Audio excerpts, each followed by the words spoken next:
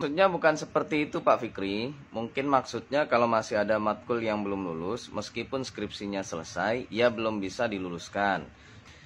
Ya Mas, ini mungkin Masnya mahasiswa ya, lagi kuliah. Yang saya tahu kalau di Indonesia, untuk bisa sidang skripsi, tesis, dan juga disertasi yang ada kuliahnya, itu harus sudah lulus mata kuliah wajib dan pilihan tapi diwajibkan gitu ya, atau istilahnya harus mencapai nilai kredit SKS, ada batas minimal SKS untuk bisa sidang.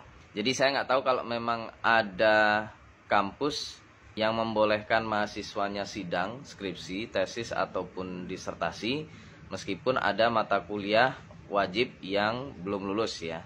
Saya kurang tahu kalau itu.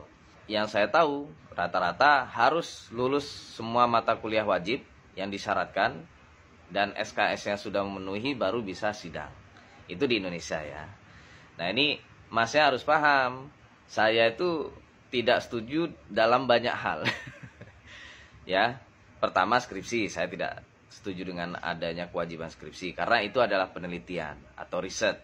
Untuk mahasiswa S1, skripsi itu dijadikan tempat untuk latihan atau belajar aja. Belajar bagaimana melakukan riset atau penelitian.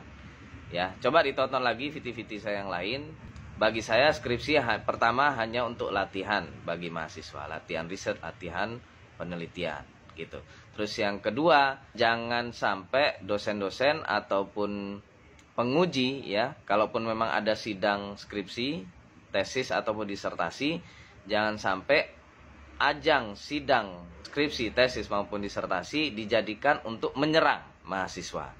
Itu nggak baik ya, nggak baik buat mahasiswa, nggak baik juga bagi para dosennya ya. Karena ketika menyerang mahasiswa, saya yakin dosen-dosen ini tidak akan dianggap lagi ya setelah lulus oleh mahasiswa tersebut ya. Akan meninggalkan luka yang dalam kepada mahasiswa. Skripsi itu adalah tulisan. Untuk menguji tulisan, ya gimana ya? Karena ini tulisan kok ujiannya oral, itu kan nggak masuk akal. Ya itu bagi saya secara pribadi. Yang namanya tulisannya yang diuji, bukan orangnya, bukan kemampuan orangnya, bukan kemampuan public speakingnya. Intinya begitu. Kalau masalah lulus nggak lulus ya udahlah, terserah kampus, terserah rektor, kaprodi, dekan dan seterusnya. Cuma jangan sampai mahasiswa nggak luluskan dengan alasan yang tidak logis, yang malah mempersulit kelulusan mahasiswa. Kasihan ya mahasiswa itu.